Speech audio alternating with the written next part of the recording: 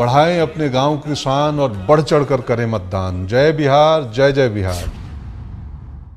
पंचायत चुनाव में मनुआ पंचायत से सरपंच पद से उम्मीदवार रहे और पिछले बार सरपंच भी रह चुके हैं। हमारे साथ मौजूद हैं कृष्ण बिहारी यादव। मैं आपको थोड़ा सा परिचय इनका दे दूं।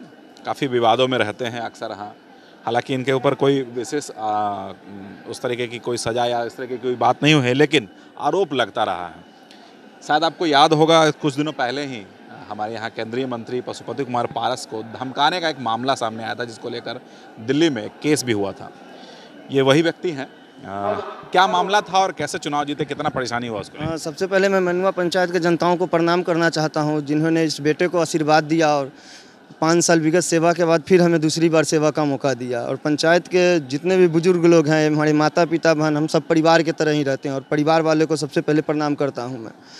हमें कोई मामला नहीं है। मेरी एक कंपनी थी पावर जियो इंफ्रा ओपीसी प्राइवेट लिमिटेड, जिसके लाइसेंस के लिए हम बिहार सरकार के सभी मंत्रियों के पास गए और बिहार सरकार के सभी मंत्री, उसमें विजेंद्र प्रसाद यादव से भी हमारी मुलाकात हुई है। उनके पीए विजेंद्र जी थे, उनसे भी मुलाकात हुई है। हमारे साथ कोई नहीं है, कोई बड़ा अपराध नहीं है। हमने अपनी हक की लड़ाई लड़ने गए थे। एक जनप्रतिनिधि अगर चुनाव जीत के आए और जनताओं के साथ मिली भगत से अगर काम नहीं करे, जनसेवा का काम है, राजनीति जो है जनसेवा का काम है, और जनसेवा के कार्य में अगर जनताओं का काम नहीं होगा तो जनता तो आपको खुश रखेगी ही नहीं।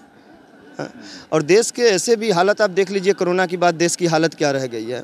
और हमारे देश के नेताओं कौन सा हिंदुस्तान बनाना चाहते हैं, कैसा हिंदुस्तान बनाना चाहते हैं, कौन सी हिंदुस्तान का निर्माण करना चाहते हैं। अगर डिजिटल इंडिया का हिंदुस्तान है तो डिजिटल इंडिया से अगर किसी मंत्री के यहाँ चिट्ठी ट्वीट कीजिए, मंत्री जी फिर दोबारा जवाब नहीं देते हैं। हम तो एक 5 साल जनताओं का सेवा कर चुके हैं। पशुपति कुमार पारस जी आए और हमारी जनताओं से पूछे कि हमने क्या किया है और क्या कार्यकाल रहा है। क्या आखिर क्यों आरोप लगा? हम तो लाइसेंस के लिए गए थे, जिसके लाइसेंस में जिला पदाधिकारी महोदय जो होते हैं उनके अध्यक्ष होते हैं। जो बिजली का लाइसेंस होता है उसमें अध्यक्ष होते हैं जिला पदाधिकारी। यहाँ वैशाली जिले के में आज तक कमेटी बैठक हुई नहीं, कमेटी बना ही नहीं, और बाकी के ज़िले में लाइसेंस वगैरह सब मिलते रहते हैं। तो हम तो सोचते हैं कि अगर हमें मिल जाते हैं तो पंचायत में जितने बेरोजगार लोग हैं उनको रोजगार सुनिश्चित कराने के लिए हम गए थे। हमें किसी से कोई आपत्ति नहीं है। एक परिवार मेरा मनुआ में बसता है, जिसका फादर 5,000 रुपये के महीने पर गार्ड का काम करे, और वो परिवार किस तरह से वो मंत्रियों को ललकार सहेगा। हम तो कुछ किए नहीं है। जिसका 5,000 में चूल्हा चले, वो 5 करोड़ वाले को कहाँ से सपना देख सकते हैं। हमने क्या किया था, हक के लिए किया था। हमारी तो उसमें कोई शिकायत थी नहीं।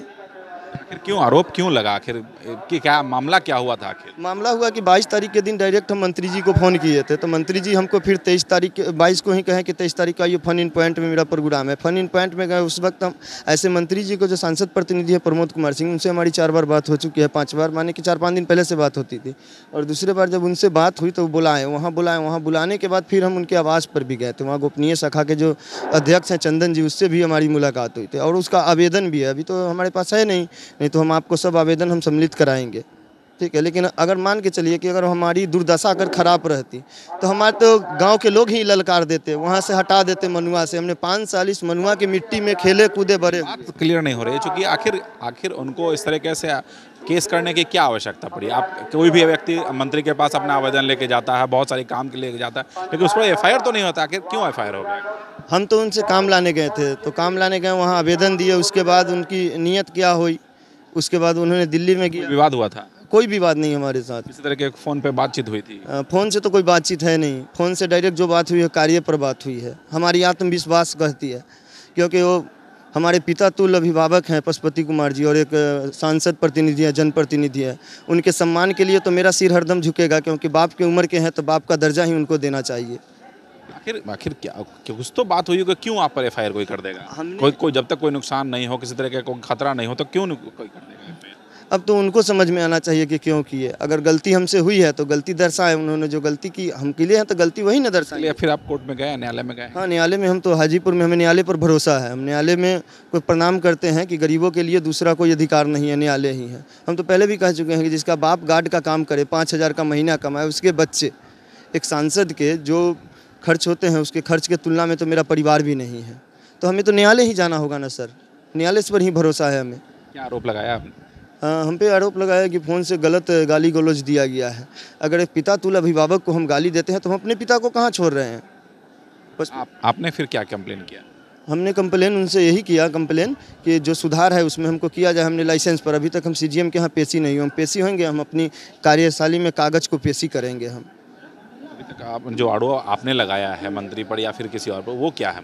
हमारे पास पूरा पेपर है, उसका अनुभव है, ट्वीट है, सारे मंत्री के यहाँ ट्वीट है मेरा। हमें आत्मविश्वास है, मनुआ पंचायत के जनताओं ने जब हमें आशीर्वाद दिया है तो ये जंग हम जरूर जीतेंगे। चूँकि अब तो सरपंच बन चुके, अभी सर्टिफिकेट सिर्फ मिलना बाकी है। ये बताइए कि पहले भी आप सरपंच रहे हैं, 5 सालों में क्या काम किया, किस तरीके से क्षेत्र का विकास किया, या फिर जो न्याय मिलनी चाहिए लोगों को, किस तरीके से उसमें बढ़ चढ़ कर हिस्सा लेते थे?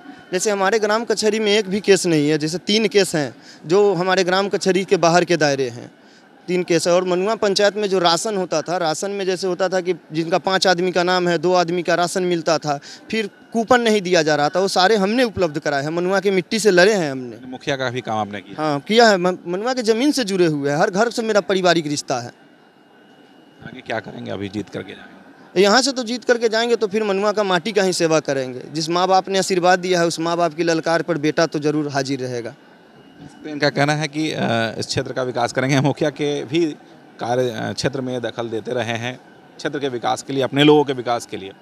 और चूँकि इन्होंने जिस प्रकार से उस इलाके में काम किया है, इस बार दोबारा फिर से चुन करके आए हैं। हालांकि अब देखना है कि आगे क्या करेंगे, तो भविष्य की बात है। लेकिन फिलहाल कृष्ण बिहारी यादव चुनाव जीत कर सिर्फ और सिर्फ सर्टिफिकेट लेने के इंतज़ार में हैं।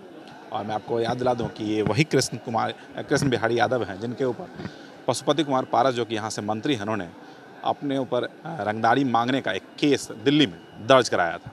हालांकि उस मामले में इन्होंने बेल ले लिया है, चुनाव लड़ रहे हैं, चुनाव जीत भी चुके हैं। अब देखना है कि इस क्षेत्र का कितना विकास कर पाते हैं।